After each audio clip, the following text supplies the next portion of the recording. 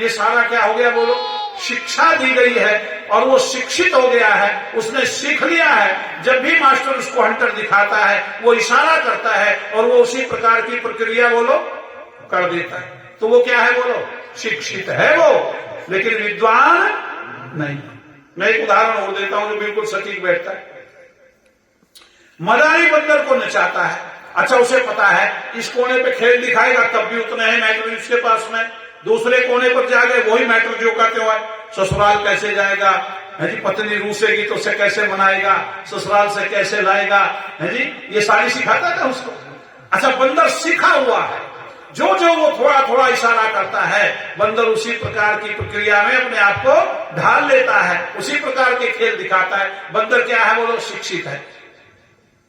बंदर क्या है? शिक्षित, लेकिन विद्वान नहीं है। अब इसमें थोड़ा उदाहरण देकर के समझा रहा हूं आपको कि बंदर शिक्षित है, विद्वान नहीं है। आप कहेंगे इसमें अंतर क्या है? बिल्कुल अंतर है। यदि बंदर को ये पता चल गया कि तेरे नाचने से, तेरे ये एक्टिविटी करने से, तेरी ये प्रक्रियाएं दिखाने से धन मिलता है, तो बंदर उसी दिन मदारी को छोड़ देगा। बोलो छोड़ देगा? नहीं छोड़ देगा, कतई छोड़ देगा। और फिर अपने आप एक डांस बार खोल लेगा अलग से। क्या मेरा डांस बार खुल गया, आओ मेरा डांस देखो, पैसे देके जाओ।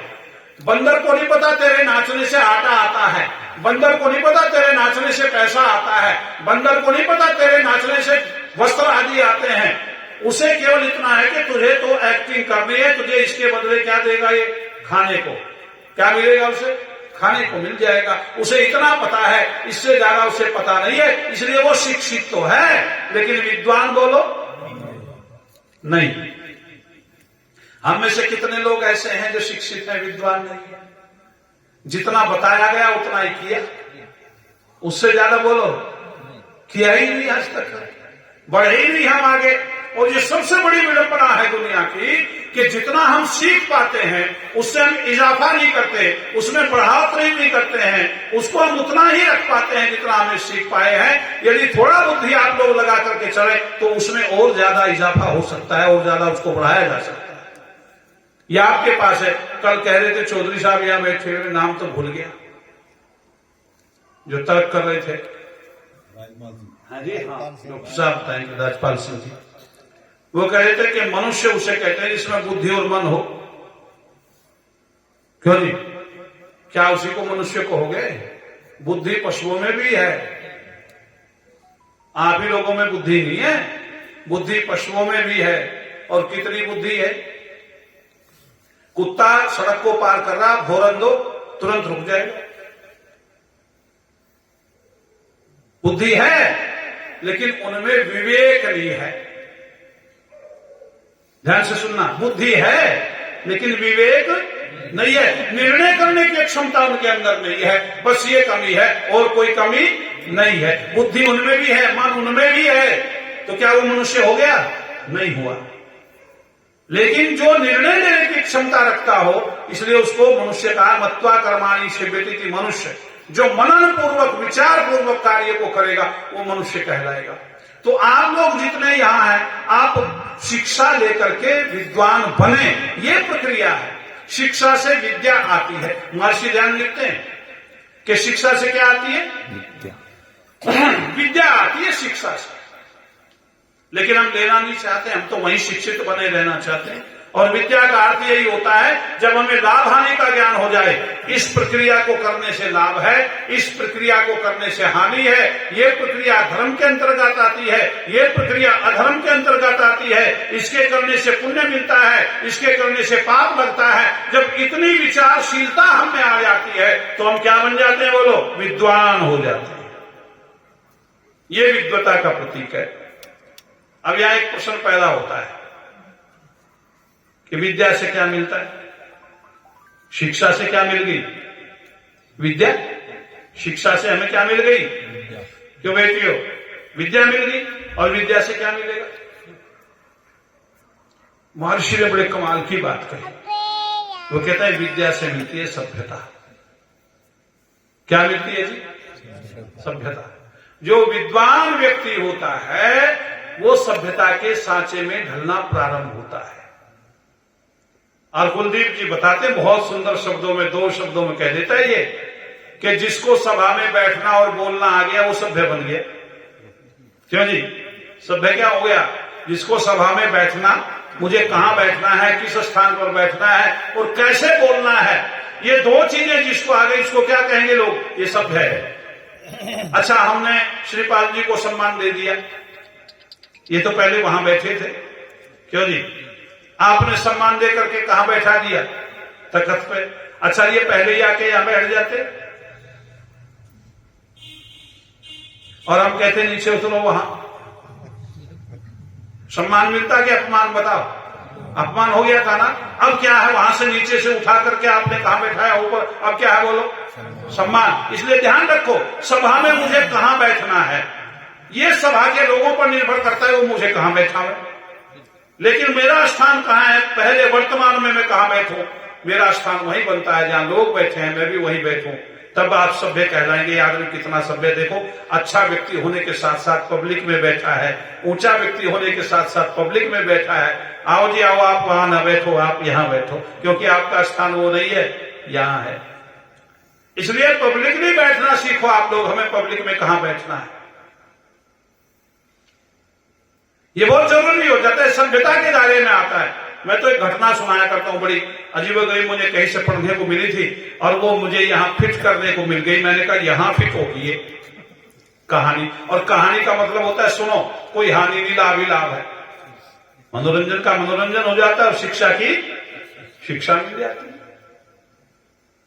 कहते हैं राजा के यहां एक मंत्री हुआ करता था। मंत्री बहुत अच्छा था, बड़ा बुद्धिमान मंत्री था। राजा ने घोषणा की कि जितने मेरी राजधानी के लोग हैं सबको भोजन कराऊं, दावत दो, निमंत्रण दो इनको। तारीख निश्चित कर दी, फला तिथि में सबका निमंत्रण है, सब आओ, भोजन पाओ और जाओ।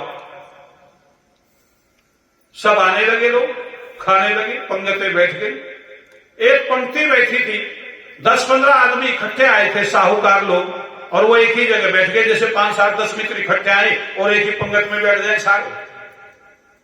राजा का जो भंगी था, सफाई करता था, वो भी उनके बीच में बैठ गया। ये निश्चित नहीं था कौन कहां बैठेगा, वो भी बैठ गया।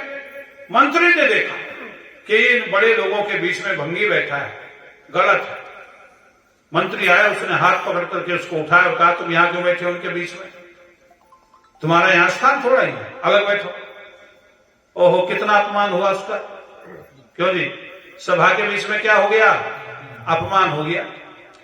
बल्कि मंत्री को ये चाहिए था चुपचाप कहते यहां आओ, वो आता तुम बाद में बैठना, प्यार से कहता है क्यों जी, बाद में बैठना, अभी ये काम कर ले, बस हो गया था काम।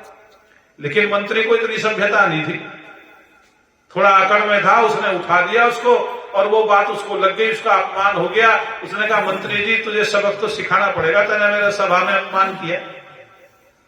अब कहते हैं एक दिन राजा के कमरे में झाड़ू लगा रहा था, सुबह सुबह सफाई कर रहा था। राजा अनिद्रा, कुछ निद्रा थी कुछ अनिद्रा थी, दोनों बातें थी, पड़ा हुआ था। कहते सुबह का समय था, आंखें बंद करके राजा लेटा हुआ था। अब बनी उसने जो भंगी ने एक बात कही, मेरा राजा भी कैसा भोला आदमी है, कितना भोला, इसे यही नहीं पता कि मंत्री का और रानी का आपस में क्या संबंध है। सारे शहर में शोर मच रहा है, सारे शहर में शोर मचा हुआ है कि क्या संबंध है, और मेरे राजा को आज तक नहीं पता कितना भोला राजा है मेरा। सारी दुनिया के बीच में शोर हो गया। अच्छा, राजा चुपचाप सुनता रहा। राजा ने ये नहीं कहा क्या बात है, क्यों? राजा सभ्य था, उसे पता था यदि और कुरेदेगा तो क्या होगा, बोलो है जी, और ज्यादा स्थिति बिगड़ेगी। वो चुप रहा और वो उठा, स्नान आदि से निवृत्त हुआ और जो दैनिक कृत्य थे उनको किया और दरबार में बैठ गया। दरबार में जो लिखने वाले होते थे उनको लिखवाया क्या कि मंत्री को बर्खास्त किया जाता है और देश निकाला दिया जाता है। अब वो क्या करे, वो सभा में भी नहीं कह सकता, राजा सभा में नहीं कह सकता। क्यों? रानी के और मंत्री के संबंधों को कैसे उजागर करे सभा में, और ज्यादा बदनामी। मंत्री ने कहा महाराज मेरी क्या गलती है, अब कैसे कहे तेरी क्या गलती है। अब राजा ने कहा जो हमने हुक्म कर दिया, हमारा आदेश ही आदेश है, जाइए। उसने कहा महाराज मेरी गलती तो बताओ कि गलती कुछ नहीं, जाओ तुम। अब निकलना पड़ा क्योंकि राजा का आदेश था। लेकिन वो विचार कर रहा है मंत्री, और मंत्री विचार करता हुआ जा रहा है। जब गलती करता है व्यक्ति तो दिमाग में आती है अवश्य वो गलती, कितने फला गलती की हुई है। मंत्री के दिमाग में आया कहीं भंगी ने तो गड़बड़ नहीं कर दी, मैंने उसका सभा में अपमान कर दिया था, कहीं उसने तो खेल नहीं खेल दिया। रात के अंधेरे में चुपचाप मंत्री जो है वो भंगी के घर जाता है, क्योंकि देश निकाला हो गया था, सामने नहीं आ सकता था। चुपचाप भंगी के घर में घुसा। भंगी ने देखा मंत्री जी आ गए, सम्मान किया, हो बैठो। उसने कहा अरे भले आदमी, मैंने तेरा क्या बिगाड़ दिया था? ये कहता क्या बिगाड़ दिया? अरे भरी सभा में मेरा अपमान कर दिया, मुझे हाथ पकड़ के उठा दिया, थोड़ा बड़ा अपमान था मेरा।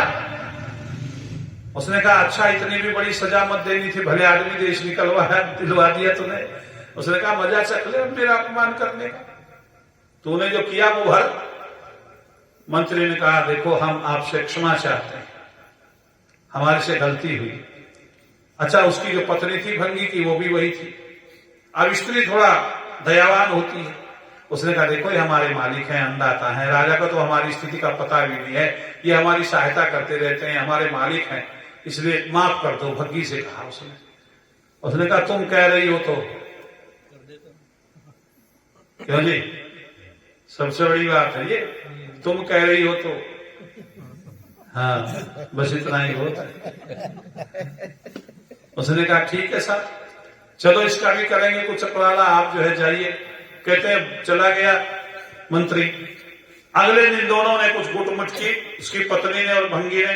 भंगी अगले दिन फिर झाड़ू लगाने चला गया, कमरे में झाड़ू लगा रहा है और धीरे धीरे बोल रहा है। राजा उसी हालत में है जी, आंखें बंद हैं, जागा हुआ है, और वो कह रहा है राजा भी पागल ही है, इसे यही पता नहीं देश में हो क्या रहा है। इतना बढ़िया मंत्री, सारी व्यवस्थाएं करता था, पूरे राज्य को देखता था, राजा को तो कुछ पता ही नहीं था, उसको भला देश निकाला दे दिया, कोई बात है? कैसा राजा है। अब राजा से रहा नहीं गया, उठ करके उसको 2 थप्पड़ लगाए राजा ने।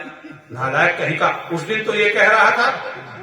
उसने कहा मैं क्या कह रहा था जी, मुझे तो पता ही नहीं मैं क्या कह रहा था, कि आज ये कह रहा है कि मुझे आज का भी नहीं पता मैं क्या कह रहा हूं। अब उसकी पत्नी को बुलाया, घर वालों को बुलवाया, भाई ये कौन? उसने कहा महाराज ये बड़बड़ाता रहता है, इसके बड़बड़ाने से तो हम ही तंग है, तुमने इसकी बात को सच मान लिया। राजा ने कहा भला हो जा, मैंने तो इतना बढ़िया मंत्री खो दिया अपना।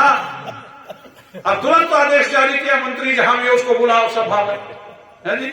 फिर सभा में बुला लिया मंत्री को, क्षमा याचना की राजा ने, मेरे से गलती हो गई, लेकिन सारी बातें नहीं खोली। मंत्री को पता था या भंगी को पता था, और किसी को पता ही नहीं था। याद रखना, यदि छोटे व्यक्ति का भी अपमान सभा में कर दोगे तो तुम्हारे लिए बहुत बड़ी हानि का सबब बन सकता है। याद रखना। धन्यवाद, धन्यवाद। बहुत बड़ी हानि दे सकता है, इसलिए हमेशा ध्यान रखो किसी का सभा में अपमान नहीं करना चाहिए। ये सभ्यता के दायरे में आता है। इसलिए विद्या से क्या मिलती है बोलो? सभ्यता। शिक्षा से क्या मिली? विद्या। विद्या से क्या मिला? सभ्यता मिली है। और सभ्यता से क्या मिलता है? धर्मात्मता। क्या होती है? सभ्यता के बाद व्यक्ति जब वो सभ्य हो जाता है तो लोग उसको एक पदवी और दे देते हैं, अरे तो धर्मात्मा आदमी है। क्या कहते हैं? धर्मात्मा है, अच्छा व्यक्ति है, बढ़िया व्यक्ति है। और जब उसको धर्मात्मा कहने लगते हैं तो फिर उसे अपने आप सोचने पर मजबूर होना पड़ता है, और एक शब्द वो अपने आप और पैदा करता है। धर्मात्मता के बाद उसे जितेंद्रियता मिलती है, वो अपने आप महसूस करने लगता है अब तुझे नियम में चलना पड़ेगा, अब तुझे संभल के चलना पड़ेगा, अब तुझे अपने जीवन को ठीक बनाना पड़ेगा, अपने पैर को ठीक रखना पड़ेगा, कहीं स्लिप ना हो जाए तो गलत ना चल पड़े। फिर वो अपनी इंद्रियों पर कंट्रोल करना शुरू कर देता है और अपनी इंद्रियों पर विजय प्राप्त कर लेता है। इसलिए 4 चीजें मिलती है, शिक्षा से विद्या, विद्या से सभ्यता, सभ्यता से धर्मात्मता, और धर्मात्मता से जितेंद्रियता मिल जाती है। वो व्यक्ति अपने इंद्रियों को अपने कंट्रोल में कर लेता है, अपने वश में कर लेता है। ऐसा व्यक्ति दुनिया में विद्वान कहलाता है, ऐसा व्यक्ति दुनिया में शिक्षित कहलाता है, ऐसा व्यक्ति दुनिया में सभ्य कहलाता है। हमें ये चीजें विचारनी चाहिए। और याद रखो, जो व्यक्ति दुनिया को जीतने चला हो और उसे अपनी इंद्रियों को कंट्रोल न किया हो, अपनी इंद्रियों पर उसने कंट्रोल ना करके दुनिया को जीतना चाहता हो, ऐसा व्यक्ति कभी किसी को जीत नहीं सकता। स्वस्ति कल्याणमस्तु। कभी नहीं जीत सकता अपनी जिंदगी में। इसलिए अपनी इंद्रियों को अपने वश में करो। आप चाहते हो कि हमें बिना इंद्रियों को जीते और दुनिया को जीत लो, असंभव है। जो व्यक्ति अपनी इंद्रियों को अपने काबू में नहीं कर सका, वो दूसरों को काबू में कैसे करेगा। और याद रखना, जिसने अपनी इंद्रियों को जीत लिया, समझो उसने दुनिया को जीत लिया। दूसरों को जीतना आसान है यदि उसने अपने आप को जीत लो। इसी विषय में कहानी मैंने कई बार सुनाई, अब फिर सुन लो और फिर वाणी को विराम दे दूंगा, फिर आप कुलदीप जी को सुन लेंगे। बहुत सुंदर सी कहानी, आपने कई बार सुनी होगी। सुनो, यदि जीतना चाहते हो तो किसको जीतो भला? कौन ऐसी चीज है जो हम जीतना चाहें अपने शरीर में? आपका मन। आप अपने मन को जीतने का प्रयास करो। जिसने अपने मन को जीता उसने दुनिया को जीत लिया साथ, और जिसने अपने मन को नहीं जीता, बोलो, वो दुनिया को क्या, वो किसी को भी जीतने की स्थिति में नहीं होता है। इसलिए विद्यार्थी को मैं जो सीधे तौर पर आपको कह रहा हूं, युवाओं के लिए, वैसे तो ये पूरा प्रवचन आप लोगों के लिए, सबके लिए था, कि आप लोग इस विषय को समझे कि मेरा बच्चा विद्वान बने, मेरा बच्चा सभ्य बने, मेरा बच्चा धर्मात्मा बने। अच्छा, धर्मात्मा बनना क्या होता है विशेषतः? किसे कहते हैं धर्मात्मा है? क्या तिलक लगाना? क्यों जी? इससे धर्मात्मा बन जाएगा ना। जो व्यक्ति सुख दुख में अपना सुख दुख, दूसरों का सुख दुख समान समझता हो, वो धर्मात्मा की श्रेणी में आता है। जैसा दुख मुझे होता है ऐसा ही दुख दूसरों को होता है, जैसा सुख मुझे होता है ऐसा ही सुख दूसरों को होता है। जब ये प्रक्रिया हमारी समझ में आएगी तो हम क्या बन जाएंगे, बोलो? धर्मात्मा बन जाएंगे। मोटी सी बात है। हम लोगों में ये प्रक्रिया समाप्त हो गई है, इसलिए धर्मात्मापना भी लोगों में, बोलो, समाप्त हो गया है। हम एक दूसरे को दुखी देख करके सुख अनुभव करते हैं। ये हमारी स्थिति में बन गया है। इसलिए आइए अपने जीवन को बढ़िया बनाने का प्रयत्न करो। आप लोग विद्वान बनो, विद्या की प्राप्ति करो, शिक्षित बनो। लेकिन खाली शिक्षक तक सीमित नहीं रहना, आगे बढ़ना है, अपने जीवन को आगे बढ़ाते जाना है, अपने जीवन को और उन्नति की ओर ले जाना है। सुन लीजिएगा, गधा देखा है? खूब देखा आप लोगों ने। ग से गलत, धा से धारना। आदमी देखो, गधे को किसी ने नहीं कहा तो आदमी बन जाए, और आदमी को कई बार लोग कहते हैं गधा है, तो कहते नहीं, कहते नहीं, लेकिन गधे को किसी ने नहीं आदमी कहा आज तक। और गधा बड़ा खुश होता है जब ये कहा जाता है ये गधा है। आदमी की तरफ देख करके कहता है मेरी संज्ञा ले ली इसने, गधा हो गया। और गधा उसी को कहते हैं ग से गलत और धा से धारना। जिसकी धारणा गलत है दुनिया में, उसी को गधा कहा जाता है। एक थानेदार था, वो पता नहीं क्या क्या बातें कहता था, क्या क्या नहीं कहता था, गालियां बहुत देता था लोगों को। एक पकड़ लिया कहीं से बदमाश, उसको पीट रहा था। तेरे जैसे गधे तो हमने आदमी बना दिए। और दीवार थी, दीवार के दूसरी तरफ कुम्हार खड़ा था। उसने सोचा ये आदमी बहुत बढ़िया है, ये जो गधे से आदमी बनाता है। कई बार कह गया दरोगा, अब उसको पता नहीं था ये किसको कह रहा है। तेरे जैसे तो मारता भी था दरोगा उसको, 2-4 थप्पड़ मारे, तेरे जैसे गधे को हमने आदमी बना दिया। अब कुम्हार के दिमाग में आई कि ये तो एक बहुत बढ़िया आदमी है जो गधे को भी आदमी बना देता है। वो चला गया और अपना गधा लेकर के आया। वो दरोगा से कहने लगा, दरोगा साहब इस गधे को भी आदमी बना दो। अब दरोगा समझ गया कि ये इससे भी बड़ा गधा है। वो समझ गया। उसने कहा जाओ यहां बांध दो, 1 महीने बाद आ जाना, आदमी बना मिलेगा, जाओ। अब वो तो चला गया, उसने वो बेच लिया। वो घास का घास करता है। तो दरोगा था, 2 रोग थे उसमें। दरोगा का मतलब क्या होता है? 2 रोग, बेचता भी है, लेता भी है। और उसने उसको बेच दिया साहब। 1 महीने बाद कुम्हार आया, उसने कहा महाराज वो हमारा दरोगा, वो हमारा गधा कहाँ था, वो आदमी हाँ आदमी बन गया वो तो, कि कहा के किराने के थाने में हमने उसको थानेदार लगवा दिया, वहां जाओ। अब वो जाता बड़ा खुश हो रहा है कुम्हार, और थोड़ा घास उसने उखाड़ा घास से चलते चलते, और जब वहां चला गया थाने में तो थानेदार सामने बैठा था। उसने घास उसकी तरफ करके कहा ले खा। थानेदार ने 2-4 गाली दी, नालायक कहका बेवकूफ उल्लू का पट्टा, कहां से आ गया। उसने कहा भले आदमी ऐसी बात नहीं है, तो मुझे नहीं जानता है, ले घास खा। उसने फिर 2-4 गाली दी, वो और निकट पहुंचा, उसकी कमर पे हाथ मार के बोला चिंता मत कर, जान जाएगा, अभी तो मुझे जानता नहीं। अब वो उठे दरोगा साहब, उसने धो लात मारी उसको, नालायक नहीं था। अब कुम्हार कह रहा है देखो इतना पढ़ लिया लिख लिया, दरोगा बन गया, लात मार दी नहीं बोला, लात भी मार रहा है नालायक। तो गधा था एक जंगल में, एक शेर भी रहता था। हम कहते हैं गधे ने एक दिन विचार किया चलो शेर से कुश्ती लड़ ले। तुम ना कर बैठना ये काम, देखना पहले कि मैं लड़ने की लायक हूं कि नहीं हूं। हाँ ये तो बहुत देख कर लड़े कल्याण। हाँ उसने विचार किया चलो लड़े, कहते वो चला गया, उसको गालियां वगैरह दी, क्योंकि पहले तो गर्म करना पड़ता है ना शरीर। गधे ने गालियां दी शेर को।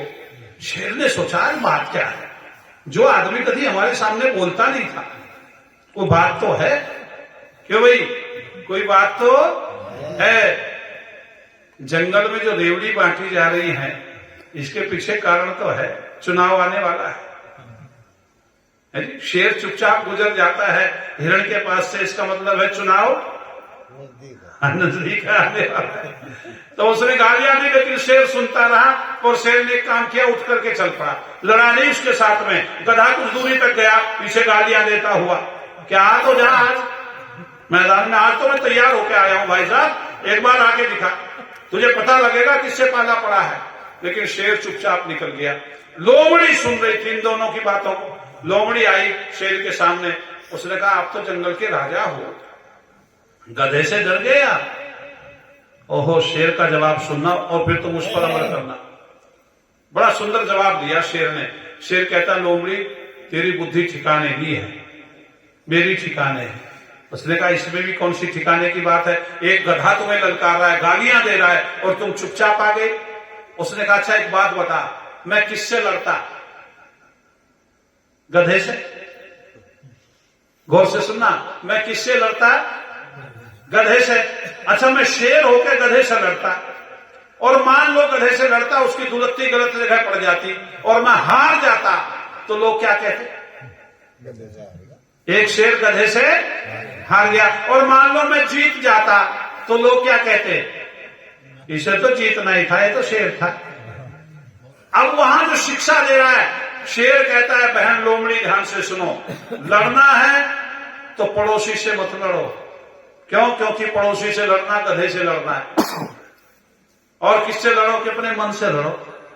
जैसे मैं उसकी गालियां सुन करके मन को जीत करके इधर आ गया हूं, मैं उसकी तरफ मुखातिब नहीं हुआ, चुपचाप चलाया अपने मन को मार करके, और मैं विजयी हो गया हूं। याद रखना, वो विजयी हो रहा है क्योंकि उसने उसकी बात पर ध्यान नहीं दिया। वो कहता है मैं अपने आप पर विजय पा ली है, मैंने अपने मन को जीत लिया है। इसलिए तुम भी क्या करो, किसके साथ में लड़ो? अपने मन के साथ में लड़ो, जिससे जीत लो, तब तो तुम बहादुर बन जाओगे। इसलिए जितेंद्रिय बनने की बात कही। जितेंद्रिय वही होता है जो अपने इंद्रियों को जीत लेता है, उन इंद्रियों को कहीं विषयों में भटकने नहीं देता है। इसलिए विद्या की और शिक्षा की आवश्यकता है दुनिया में, ताकि हम धर्मात्मा बन सकें, ताकि हम जितेंद्रियता को प्राप्त कर सकें, ताकि हम सभ्यता को प्राप्त कर सकें, हम विद्वान हो सकें, भले बुरे की पहचान हमें हो सके। इसीलिए लोग प्रवचन करते हैं, इसीलिए लोग भजन सुनते हैं, इसीलिए लोग धार्मिकता में जाते हैं, इसीलिए लोग वेद की शरण में आते हैं। इसका यही कारण है कि हम लोगों में ये सारी चीजें आ जाएं, हम मनुष्य बन जाएं। मनुर्भव वेद का जो आदेश है वो मनुष्यता का है। खाली शिक्षा से मनुष्यता नहीं आती जब तक उसे अपने जीवन में नहीं अपनाते। इसलिए जो शिक्षा आप लोगों को दी जाती है, यहां से जो 2 दिन में आपको बताया गया, आप उसको देखें, विचारें, सुने, उस पर अपना आचरण भी लाएं। यदि आप ऐसा करेंगे सुन करके पल्ला झाड़ वाली स्थिति, तो बेकार। इसलिए आइए, जो परिश्रम यहाँ आर्यों ने किया है उनका परिश्रम सफल हो और आप लोग अपने आप को अच्छा बनाएं, उत्तम बनाएं।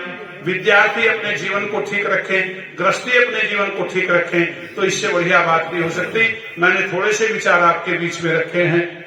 मैं समझता हूं कि मेरे विचारों का आप लोग थोड़ा अंगीकार करेंगे, विचार करेंगे और अपने जीवन में धारण करेंगे, अपने आप को बढ़िया उत्तम बनाने का प्रयत्न करेंगे। कुछ लोगों ने पारितोषिक दे करके